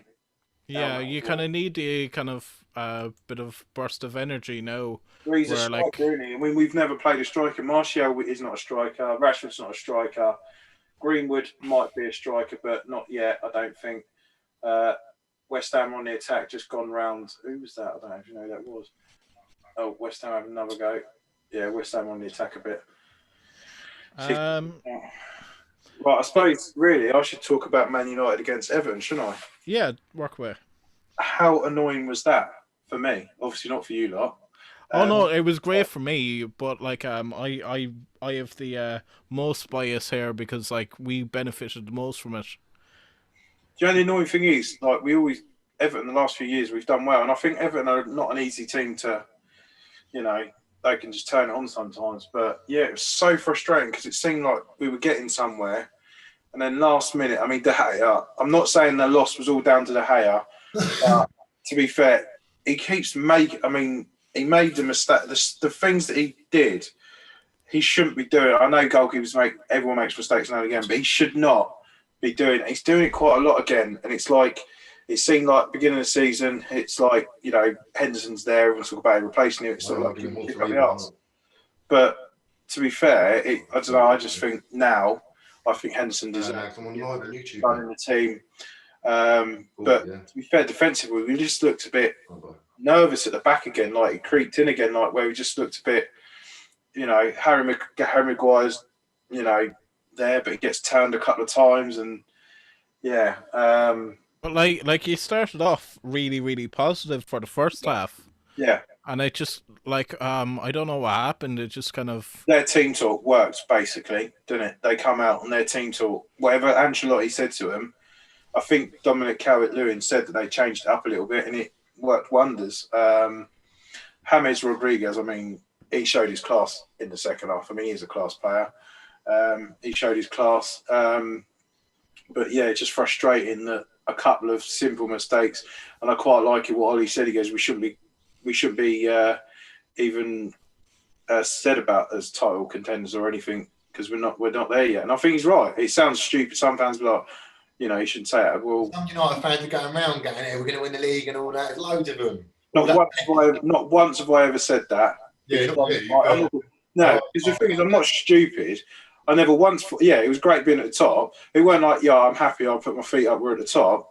It does seem a bit like we were there, and it's like, we really should have cut, I'm not being funny. If we'd done better against Sheffield United and got the 3 points there, do you know what I mean? We'd be level on point. Do you know what I mean? But it's all about ifs and buts. But yeah, I think we'll be all right. But yeah, it's a bit frustrating. That would have been a really good result, beating Everton. But second half, we just seemed to, I don't know, as if we just sort of let them change the game, and they punished for it. De Gea made a couple of mistakes, which was frustrating. But I don't think Ollie would drop him yet. I know Ollie said about everyone can be dropped, but I don't think he would drop De Gea yet. But do you think if Henderson plays well today, he might have a shout because your next game's winnable as well? To be fair, I know what you said.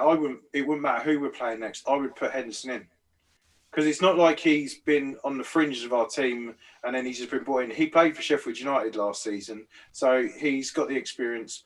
Let him in. Just let him play now. Give him a couple of games. Don't say he's number one. Just let him play. Let him play. And I'm not being funny. I can't see we'd lose anything from it, and give him a chance. Honestly, it's sometimes it motivates. It's a kick up the ass that a keeper needs. Really, Pep did it with Claudio Bravo and Joe Hart, Yeah. where it was just like literally a case of you made too I remember much Joe made too much mistakes. I'm playing Willie Caballero, and Willie Caballero was playing like 6-7 games in a row, and they didn't even get a look in because he just went, look, you just played too poorly. Mm. You you need to fight back for your place. Yeah. I think with players like that, I think managers are too careful with their egos now, where it's just kind of like, oh yeah, but he's our one of our big players. It's like every player is the same, really, when you're Yeah. putting form into I the. don't. I think to be fair though, I mean, hopefully, I don't think De Gea can keep doing it. I don't. You know, especially when I mean, to be fair, I always like Romero anyway.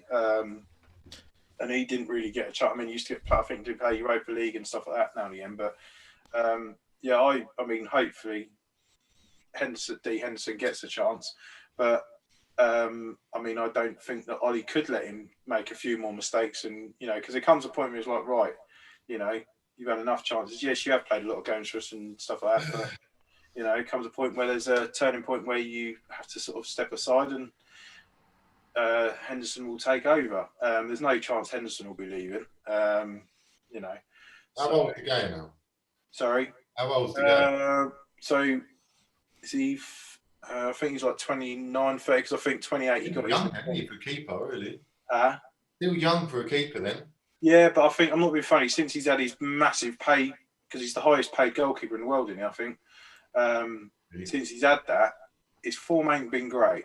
I know he had a bit of a run where he did all right, but it's since we begged, you know, more or less threw as much money out of him as we could. It hasn't been, you know, as if he's sort of like resting on his laurels a bit. And I just think I still think he makes too many mistakes, stupid mistakes that he shouldn't be making. A man who is experienced shouldn't be making them. So, yeah. But who we got next? We've got West Brom on Sunday at West Brom. I could see that being, I don't know, about 4-0. It sounds a bit arrogant, but honestly, it's. I don't think Big Sam's going to keep his record of keeping every team up. Best defence in the league, isn't they? I can't see it myself. There's not. They ain't got enough. I don't think they've got enough about them. I don't think the bottom three will change at all. They've not done well enough to stay up. Any of the three, like Sheffield have been poor, West Brom have been poor. Who else is there? Is Fulham? Is it? Yeah, Fulham might have a little bit more. Well, I don't know what the table is. Have a look at what the table. Yeah. The table is. Yeah, Sheffield have 11 points. West Brom have 12 and Fulham have 15. So the nearest team is Burnley with 23, Newcastle 25, Brighton with 25. Like that's not enough points at all to stay up, even if they go on a massive they're down, aren't they? Let's be honest. I think all three of them are down. Yeah, I can't. They're down. There's no way. There's no way Sheffield United are getting out of that. West Brom, no, not a chance. They ain't got even a glimmer of hope. And to think Sheffield United beat us. Yeah. Fulham, what they got? 15. Fulham, didn't we? Fuck's sake. It's just. Yeah. Burnley have got enough about. I think Burnley have got enough about them, and they've got that gap. What have they got? So they've got 23. Yeah, Burnley have got a bit more about them. Bloody hell, Newcastle in 16th. Bloody hell. Wow. Yeah. But honestly, I think like if you look at the way they're gonna play now for the next few weeks, it might be they want big scalps before they go down as well. Yeah, Everton have got 2 games in hand. If they win that, they go joint third with Leicester. Who's that? Everton. Everton. Oh yeah, on 21. Yeah, we're one of those games in hand. So like, do they go for it? That's what I mean. Everton, Leicester. That's fucking tough, man. When is your game in hand, Paul? I think it is. Have they actually arranged it, or is it still? No, it's been arranged. It's a midweek game, I think. Yeah, next midweek. It's the same. Where is it now? So we're kind of the 17th of February. We're playing Everton Next week. Yeah, and it's the same kind of time around the Champions League. So like we're not at a disadvantage. So like the team's used to kind of playing on a Wednesday night anyway. Yeah. Sorry about that, lads. Just lost a bit of internet there, so. Nothing worse. United update. It's still 0-0. It's a pretty boring game, to be fair, from what I've seen. It stopped snowing now. Up in Manchester. That's it. 68 minutes gone, but yeah, it's not much has changed. Does it just go straight to penalties then if it's 0-0 at full Yeah, time? I think so. Yeah, it's to cut the playing time down, isn't it? I see the record of cases has come down in the Premiership, which is good. I think it's gone down every week. I think it was like 2 cases, I think, this week, which is always a good sign. So, That is good. Yeah. So, like, what changes would you make at this stage of the game? Because, like, 17 minutes in, like, you need to make a positive change. I'll bring Cavani on now because we've got 17 minutes gone nearly. I'd put Bruno on as well. Yeah, I don't know. I just think bring Cavani on and leave. I mean, I just think give Bruno a rest. I know coming on for 20 minutes ain't gonna make much difference, but I talk about Pogba getting injured, but it is what it is, isn't it? We ain't really been that unlucky with injuries. How long's that for, Kurt? Who Pogba? I think it's a few weeks. It's not. They said it was when Sky Sports News announced it was like a massive blow, but I wouldn't quite say a couple of weeks is a massive blow. To be fair, that was like Leicester though. They said, Leicester's out. He's out. Vardy's out for like a month, month and a half, and he's back in 2 weeks. They're struggling for headlines, though, aren't they? Let's be honest. They're struggling for headlines. So then, when a player's out, they have to sort of make it like a big thing, don't they? But yeah, well, like they said like Harry Kane was out for a long time, and then he just comes on. Yeah. So like you can't really like predict these things. Like the only thing you can really kind of guess is if it's like a long term or like Joey has with Van Dijk and the entire defense. It's kind of a case of if you get a surprise like that, that's a game changer completely. But it's wishful thinking. I was going to say, what do you? Obviously, you two probably don't care about the England team, but Gareth Southgate's going to have a nice selection headache, isn't he? With all these players. Well, I was going through this the other day, and I was trying to think of a tape, and it's so hard. It's a dream, but I mean, they were talking about on TalkSport the other day, and they were listing all these players in midfield, and they kept forgetting Sancho. And I'm like, what, Sancho? You haven't got him. Yeah. You know, and I was like, all these players. And the thing is, a lot of these players are all playing in form. You're like, well, who do you play? I mean, who do you start? Man. Phil Foden. Kane starts all day long. Then you got on the left, you got Rashford. But then if Rashford plays, then you don't play Grealish. Yeah. I mean, it's so hard. On the right, Sterling plays, but if Sterling don't play, Sancho don't play. Yeah, it's so fucking tough. Yeah. Greenwood. Then you got Maddison. John Stones. I'm talking about just attacking play at the minute. I mean, there's about 12 players that you could pick. I mean, you got Maddison. I mean, James Maddison. I mean, Eli Ali. Saka for. I bet he gets in it. He comes into the shopping team. Doesn't you know what? It must be nice. It must be nice. Because like we literally have to go. Well, Shane Long's gone down a league, but he might play more, so he might score. We haven't fucking won. We haven't won in the longest time in Ireland. Have you not got any young players coming through? Oh, gee, like our young players go to fucking England, like fucking Jack Grealish and Declan Rice, the bastards. So, like, Who's your manager now at the Ireland? I think his name is Kenny. The guy that sort of took over quite. He was a trainer. He was a manager for Dundalk. Dundalk got into the later stages of the Europa League. They got into the Man United are making group stages. Sorry, Paul. Man United are making subs. So Matic is coming off. I think that's Scott McTominay coming on. I think Bruno's stripped off. Yeah, Scott McTominay's coming on for Matic. Van der Beek's coming off for Fernandes. I reckon I heard you, Paul. Paul, yeah. Oh wow. That's it. Like I reluctantly manage United. Like I really need to be compensated for that because I feel terrible. Didn't the I can't bloody speak. The Ireland manager, didn't he rile the team up a little bit too much? Yeah, well, like that same guy.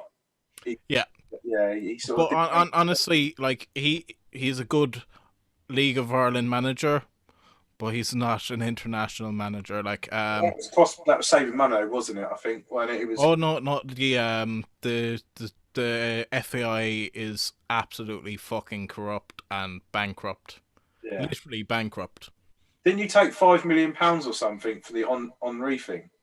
Yeah, like honestly, like the thing was like, yeah, take £5 million and don't worry about it. Like, okay.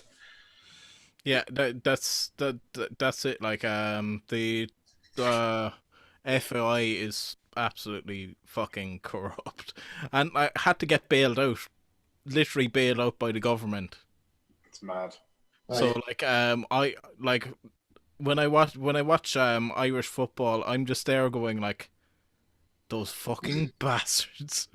Like literally just kind of like they have no concern about progressing any further. You know, League of Ireland play like there's a few cases where like players just didn't get paid from their clubs and the League of Ireland just stood back. So like honestly, like if we don't qualify for anything, that's fine. Yeah. If we're shit. But if we're like not qualifying for anything because we got to pay out, fuck them. Man United are on the attack at the minute. West Ham have got the whole team back. Greenwood on the bench. Yeah, United are on it at the minute. Man United just got a new lease of life. Who's that? Mbasaka. Yeah, it seems like the substitutions have given a bit of a kick up the arse to people. Yeah. Do you see? I see. Suarez scored again. Suarez is on fire. Yeah, I see that. So stupid.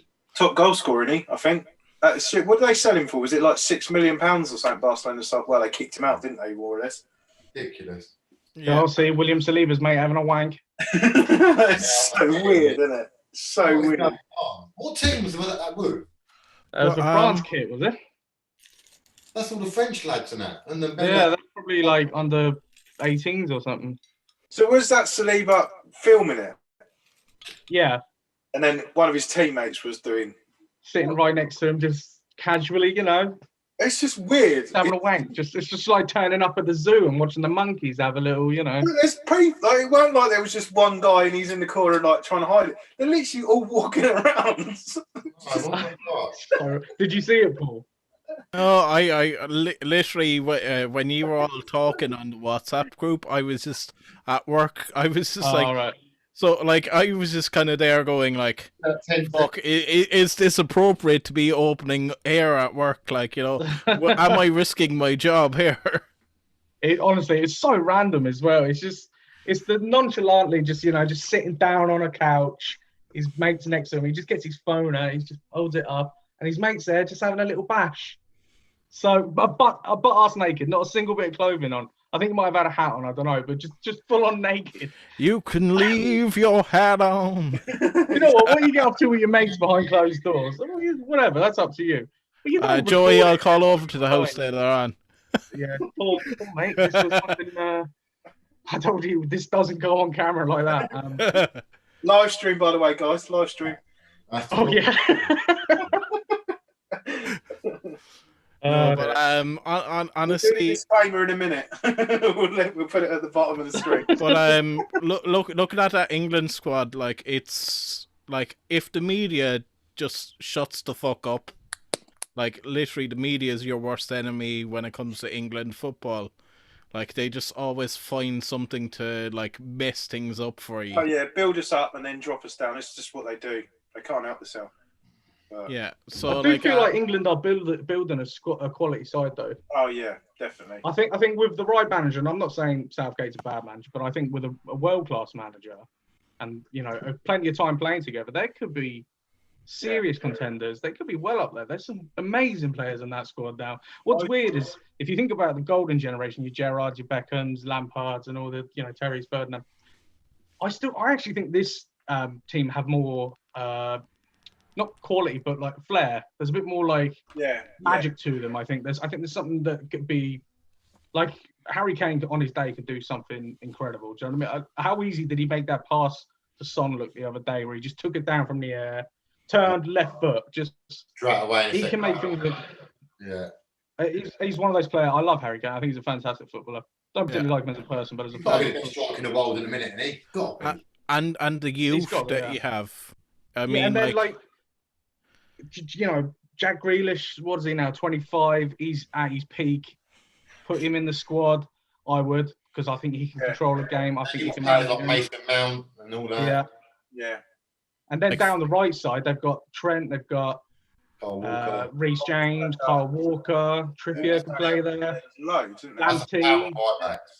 Wan-Bissaka as well. Wan-Bissaka, of course, yeah. And the left backs. How does he not get a look in, Kev? Well, I'm not being funny because you just say those players there. I mean, all of them. You put him centre back or something. The only one with that, like the only thing is, I think at the minute, Trent obviously was our number one right back simply because of what he was doing for Liverpool. Obviously, not quite the same yet.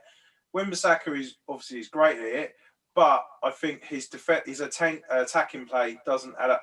Lamptey obviously up and coming, and to be fair, you've even got Max Aarons. He's still young, isn't he? Yeah. Norwich, he's coming through. Exactly. It's the same with the left back situation. The left back, Wan-Bissaka can't attack, so why don't you put Wan-Bissaka in a free at the centre backs? I think that just works so much. He doesn't want to attack. He's shit it. He's quality defending. Nothing gets past him. I think his attack. You kind of play three at the back, don't you? I think that worked well. And then you put your Reece James right back or your Alexander-Arnold right back. Perfect. I like Reece James, to be fair. I really like Lamptey. I think give Lamptey a couple of seasons. I just think it's a bit unfair on Wan-Bissaka because he never gets a look in, and he is probably our best defender. No one goes around him, so why is he not? He has been picked though, hasn't he? I think for England a couple of times, but obviously Trent. Twice, yeah. But then saying that, Trent's, I would say that Trent. I think Trent's more of a attacking wing back than a defensive. Like he's 100%. You know what I mean? It's slightly different. So I think for England, sometimes the attacking wing back gets over. Do you know what I mean? Where like Kyle Walker, I mean, for years you think Kyle Walker he would probably be the first one, but then to be fair, he tries to sometimes play. It depends how he plays. If he plays three at the back, then Kyle Walker sits there. But the same with the left back situation. You've got Sherwell, you've got Shaw. I mean, Shaw has to be in the England team now for left back because he's improved. I mean, I know he's had some injuries, but he's. Do you know what it is? Kev? It's options, isn't it? If you're playing against Azerbaijan or Trinidad and Tobago or whoever, you play the more attacking players. You play your Chilwells and you play your Trent. But against the bigger sides now, where you have to be a bit more cautious, you've got your Wan-Bissakas, you've got your Shaw. Yeah. And I think the one area you could probably say England are a little weak is at centre back. Yeah. It's only probably John Stones that I can think of. I play John Stones because he's playing in good form. Yeah. I like for centre back. I like and obviously Harry Maguire, of course. Yeah, Harry Maguire. I mean, I like Harry Maguire, but then I don't like Tyrone Mings because I think he's a liability. But I like the ones at Burnley. Is it Lewis Dunk? I think he's Brighton, is he? Huh? Isn't he Dutch though? Lewis Dunk. Yeah. No, isn't he English? I don't know. I thought he was. I thought he was the one. Isn't it in the one at Burnley that plays? He's English, but he never gets picked for England. I thought they were Tarkowski or something, is that? Tarkowski, yeah, that's it. But yeah, I think you're right. That is probably the place there isn't players jumping out, but then Stone's coming back into form. Yeah.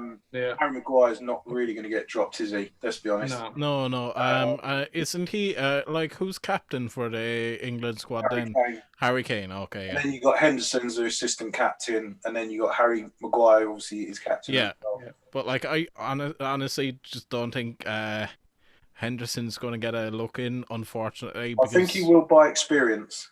Yeah. That's how he will. He won't play all the time, but then to be fair, he didn't play all the time. He played him in certain games because you can't have Henderson and Declan Rice playing because I think the way Declan Rice plays for West Ham now, he's probably pushed his way to be the number one. I mean, to be fair, he was always getting played anyway. Right. Yeah. So I But think, see, it's a young squad as well when you look at it on paper. Yeah. Like you have like let's say if you just played the under 25s, you still have like a world class team. yeah. Like you have Phil Foden, you have Mount, you have let's say In goal, I would actually put Pope in goal as well. Over what's his name? the guy who injured half of Liverpool. I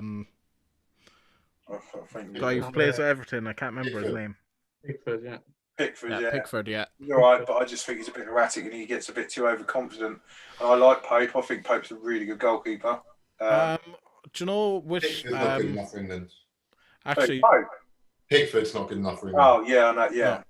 Yeah. But honestly, do you know which Burnley's kind of finances? They might have to sell their best players, and I'd say if they sell Pope, honestly, I think he'd be a good fit for Spurs. I think if you go for him, I think if he was available. I think because Loris is getting old, isn't he? What is he, like 32? How old is Lloris? 32, 33, something like that? Yeah, saying that, but he's going to go to PSG eventually, isn't he? Yeah. So, like, I'd honestly, like, look, you're not going to play Joe Hart every fucking game. Like, you'd go for someone a little bit better quality. He's only there for their quota, yeah, but also he's a decent... He's 34. Oh, Lloris. Yeah. Yeah. Okay. But then again, goalkeepers can go on a lot longer than like outfield players too, though. But I think he's moving on anyway, isn't he? In the next few seasons. Yeah, I'd assume so. I'd assume so. What do you reckon the summer will be like with transfers? Do you think? I mean, obviously there will be moves, but do you not think it'll be very strange because even though last time we was like, no, there won't be no transfers, and there was. But it's a bit different where it's gone on, like the lockdown and everything it's gone on for longer. Do you think it will be a bit more reserved? No. Not from Man City. I'm expecting world-class players because of Jose. Simple as that. I don't give a fuck. There'll be more. Basically, there'll be more of the bargaining, like where the teams, like the selling teams, will want the bidding wars to go to try and push the price up. Because I mean, you can't put a value. I mean, the value on the players. I mean, one, we always know players get overvalued anyway. Cavani's just come on from Man United. It's 85 minutes gone. Yeah. But yeah, I just think. I mean, obviously, we keep getting linked with Sancho. To be fair, I know that all happened because we're always playing different players on our right wing. But I'd much rather just spend the money on a centre back myself. But I suppose. I can't see Paul Pogba going now. I think I actually can see him signing a new contract. I like yeah, I think I can because he ain't going to get paid. We're not going to get the fee we want for him, right? He's not going to get the wages that he's getting. He's getting at the minute for us, and he won't get the wages that obviously he's going to get topped up by us. He's not going to sign a new. So yeah, I actually don't think he'll go. I think you might go in for like a marquee striker. Don't forget Messi. Messi's got to go somewhere. Look, honestly, I don't think he'll go at City. I don't think that'll happen now. No, I don't. I think that money. I don't think. I wouldn't be surprised if he does. I just think Man City. Personally, I just think they would. I think they'd go for a younger person. We're I think Haaland is target number one, honestly. Yeah, but even if If it was me, I'm looking for a striker who's in form, and Patrick, the way we buy young players. So it's Haaland, or do you go for Mbappe? Mbappe's got a really big fee. I outside chance. I really like Martinez from Inter Milan. I don't think they'd let him go though, would they? They don't need the money, do they, Inter? They don't need the money, but let's say, what is it? They they could leave him go like for a decent fee. West Ham. 4-0 is coming off. Still 0-0. 87 minutes gone. So looking like penalties. So I think this summer will be the summer of centre backs. Personally, because you've got Upamecano who's going to be definitely going because he's what's his buy? Is it like 40 million euros or something? Yeah, it's something silly. It's crazy, isn't it? Like 40 million is nothing for the Premier So League. I think you got him. Ramos will be going somewhere because I can't see Ramos staying at Real Madrid now. But then I can see him probably going to PSG. Yeah, PSG seems like the most likeliest. But do you honestly think any of you would go for him? No, I don't think we would. As much, I wouldn't say no to him. I mean, I think he'd get a few red cards in the Premiership. Yeah. But I think personally, because I think we were linked the other day with Upamecano's teammate. Is it not? It's not Kante. Is it Konate in it? I think the other. Yeah. We were linked with him, and there was another centre back we were linked with. I think plays in Fiorentina. So. Well, that's where you need to strengthen, but like having someone like Just see some steam coming up behind Dean's back. That's it. He's so fidgety. He's like this. But I think playing both at the same time, and I. Both Manchester clubs I could see going in for a striker like a marquee signing. But do you think we would though? Because we've got Cavani. Because I think Cavani. Another deal, another year. You'll give him another year, but like you need more than Cavani. Yeah. I'd rather play Greenwood and Rashford as wingers, and then get a marquee striker in. Play Cavani as like Chelsea do with Giroud. I wouldn't mind Danny Ings from Southampton. Fuck off! He's come to Tottenham, 100%. Hey! No, He's 1,000,001 times better than Harry Kane. Mate, come on. But who do you think you've got to be guaranteed. If I was Jose, I'd be saying to him now. I know you're thinking you're not going to be starting with Kane. You'll be starting every game. I'll be saying to him, Harry Kane will be behind you. You were saying that you wanted a midfielder that controlled the ball. Who would you want to bring in, like a midfielder that can control the play? Yeah, like a Bruno, like a, you know what I mean. But like realistic targets, you're not going to get Bruno or Gundogan or anyone like that. When you go to Wolves and get Neves. Yeah, 100% I would. And that fucking midfield. What's Neto as well? That boy. Neto, because you have Neto one side, Son the other side, Kane for. Oh, that's. Do you realise how much Neto's going to cost? I know Wolves don't really think. Wolves seem cheap. I reckon you'll get him for like 40 mil. 20 years old, isn't he? I think you get him for 40 mil. I'm just going to shoot off. All right, lads. All right, mate. Okay. Take it easy. All the best. Yeah. Let's stand for the penalty win. Hey. But like, so let's say you get someone in to control the midfield, right? Let me know when he goes to play. I've not seen it. Yeah, West Ham just down the corner, and Wimsaka's just, I don't know, West Ham calling for a handball, but to be fair, it's a bit debatable because Wimsaka went down, but he sort of had his arm up a bit. West Ham's had a corner and they just went out. Oh, that was close. Rashford's got the ball running out. That was close. 91 minutes and 52 seconds, 2 minutes added time. They're straight to pens, yeah? Yeah, I think so. Yeah. I don't think they do the whole extra time and all that. But like, who's target number one in your heads straight off? Not me personally. My number one target would be a decent centre back, and I mean a top centre back. And then obviously I think a striker. But I think Man United are going to go for Sancho again. I think that's what they'll do. They'll go from they're going to get him cheap, probably pay like 80, 90 million pounds for him. I still think it's a bit too much, to be fair, considering the season that he's had and COVID. But that's what I think. I think it's odds on for them to get him. It's penalties now. But I think Sancho. They'll go and get Sancho because he always says, even now, Ollie still makes a comment about having the right player on the right wing and stuff like that. So he always says it. He's Mancunian anyway, isn't he? Yeah. So look, he came from our academy, but like an opportunity to play in Manchester, he's going to take it. Yeah, and let's be honest. I mean, he's progressing. He was never going to stay at Borussia Dortmund forever, but he's had the exposure. He's had a change of a new life over there, different culture and all that. But I'd want three signings. I'd want a right back because Sergio Aurier is just dodgy. Sometimes he can be decent. Sometimes he's just dodge. Do you think they'd get rid of Matt Doherty? Yeah, I want him gone straight away. Why do you? I'm surprised. I watch it every week, mate. Every single time he's played, he's fucking shit, mate.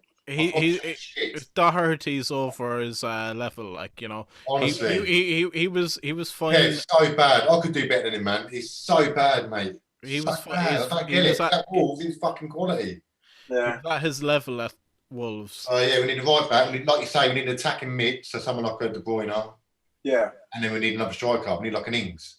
Someone that knows the Premier League and who can do it. Because Kane, for me, he keeps dropping in. So let another striker go ahead and let Kane drop in. Perfect. The ball that Kane can play, he plays it better than any other midfielder. Do you think Jack Grealish will move in the summer? Jack Grealish would be perfect. I think Grealish be a suitable one for both years. United could use should have got these players years ago though for cheap. Grealish, we had a chance to get him 2-3 years ago for really cheap. What happened with that? Because you literally were like, he was more responsible. Was it Levy that tried to do it for cheaper? Yeah, trying to do it cheaper. And not only that, Kev, about 4 or 5 years ago, we were this close to getting Maddison for 5 mil. And we dropped out again because Levy again. And fucking look. Oh man, these players that we could have had, mate, they'd have been a difference. Like the players I'm thinking of is Marquis signing for a striker, Haaland, Martinez, Mbappe, but it's the Haaland's the number one. Shaw's coming on.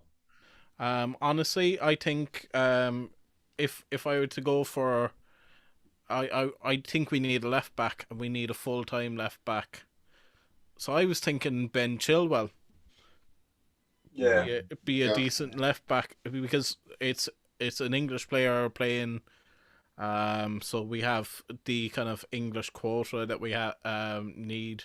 Who was it? Didn't we talk about someone? There was a left back the other day I saw, and I thought, you know what, he would be a bad boy for someone. He was young, but I'm trying to think who. I can't remember who it was. Yeah, Luke Shaw's being brought on.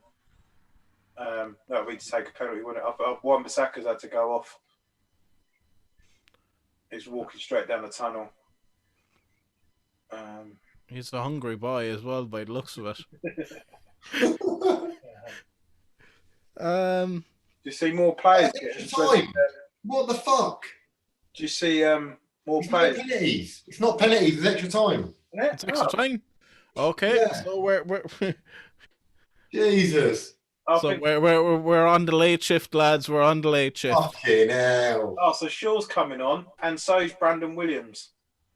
So I've never seen Brandon Williams. No, he's a good player, but I think I don't know if it's just where because he's been playing. He's now playing at right back, but I think he was sort of come into the team, did well, sort of made a couple of simple young mistakes, if you know what I mean, because he was young, sort of. Yeah. And then he sort of just left him out a little bit. And I don't know if he's done that for his benefit. And because we were going to talk about loaning him out, but then it was like, nah, because I think Southampton requested to loan him and we was like, nah, it's not happening. and then I think Newcastle last. But I thought not to chat. I wouldn't want a young player to go to Newcastle myself because No, I don't think it could be the best. I know, obviously, Joe Willock from Arsenal went there, didn't he? But yeah, I don't really think Newcastle's the best place for a youngster. I think it could make it 10 times worse. But yeah, oh god, we got another. Yeah. So or anything, but yeah, like I literally just came from work and set up this. So I was like, okay. Hopefully we'll do next Sunday night. Yeah. Who's that game now? Sunday night. Sunday. So Chelsea, Newcastle is Monday. Saturday. Sunday, Man United's West Brom. I think that's 4 o'clock though. Arsenal, Leeds. No, United 2 o'clock. Everton, Fulham's 7 o'clock game. Yeah, well, it won't be. We can just sort of have it on in the background and just do updates. Yeah, that's it. Yeah, I think that's the best way forward. I think City in it on R5 Saturday. Yeah, or, that's the game of the weekend, really, isn't it? You've got Leicester Liverpool as well, 12:30. Oh yeah, that's 12 o'clock. Yeah, so that's 12:30. Leicester Liverpool. That's going to be a hard game. That'd be a good moral boost for Liverpool. They can win that. But or there's the Monday night game is Chelsea Newcastle. Yeah, we get Wood on, and yeah, we could do that. Because the thing is, the Sunday game's Valentine's Day, and I don't think yeah, shit. I think we'll all end up in the doghouse then after that. Sorry, love, got a live stream. See you later. How's your flowers on the side? That's it. I'm gonna have a romantic beer with the boys. Right. Can we call it a night? I mean, I'm sure everyone's gonna be all right. Yeah, that's it. Hopefully you lose anyway. Yeah, no worries. Always a pleasure. Always a pleasure. I'll see you soon. See you next week. Laters.